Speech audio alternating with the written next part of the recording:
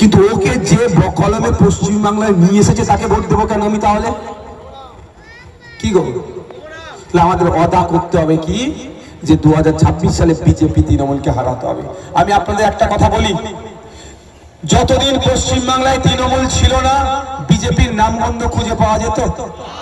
যেই বিজেপি ক্ষমতায় আসলো, তৃণমূল ক্ষমতায় আসলো, বিজেপির নামগন্ধ, বিজেপির কি জিনিস দল, বিজেপি নামক দলটা আছে আমরা জানতে পারলাম। ডেকে কি নিয়ে আসলো?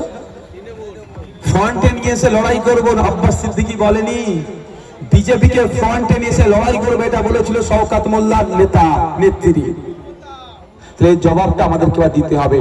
তাই বন্ধুগণ তৈরি থাকুন। তৈরি আছেন তো নাকি? আমার বিশ্বাস, আমার ভরসা যে ভাঙড়ের মানুষ 2021 সালে খাম চিহ্নকে যতটা না লিড দিয়েছে, এবার আগামী 2026 সালে খাম চিহ্ন ডবল লিড পেয়ে বিধানসভায় যাবে।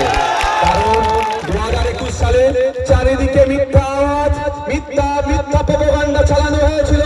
বিজেপি চলে আসছে, বিজেপি চলে আসছে, বিজেপি চলে আসছে, বিজেপিকে আটকাতে হবে। ফলে আমার অনেক মা বোনেরা, অনেক বয়স্ক বাপ ভাইয়েরা ভালোবাসিল, ভোটটা তৃণমূলকে দিয়েছিল।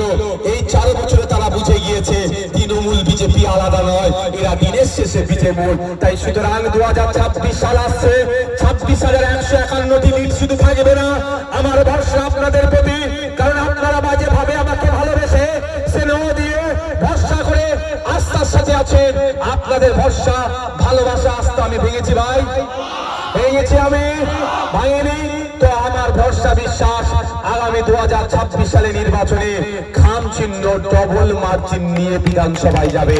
কারণ একদিকে আমার মন্ত্রিত্ব, একদিকে আপনাদের ভালোবাসা, এইদিকে আমাকে মেরামে মিথ্যা মামলা, আপনাদের অপরদিকে আমার প্রতি স্নেহ।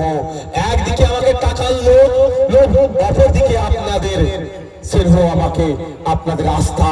আমি বারবার এইগুলোকে আমি এড়িয়ে গিয়ে আপনাদের ভালোবাসা, স্নেহ, আস্থাকে আমি আঁকড়ে ধরেছিলাম, আছি এবং থাকতে পারি।